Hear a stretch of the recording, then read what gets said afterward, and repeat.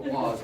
You did real good, so that was excellent, Becky. You're not being unfair to you there, because you were pushing that uphill. When we put this track in here, we put it in here on a 1% downhill grade to the shaft. So when you have a full car of muck like this, where you're actually going downhill to the shaft, and then when you come back with an empty, while you're pushing up that 1% grade back into the heading with an empty car. So, and years ago, they used donkeys down in the mines here to pull these ore cars around. And once they brought that donkey down here, where they left them down here for mostly their entire life, they built a stall for them down here, brought their feed down to them and their water.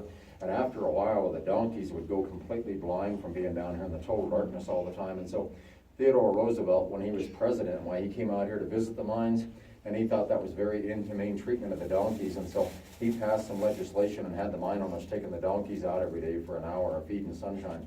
And that was quite a project, hauling those donkeys up that shaft every day. So they finally gave up on that, and they came up with what we call an air tram. It's like a little air locomotive, and it was used for pulling these ore cars around.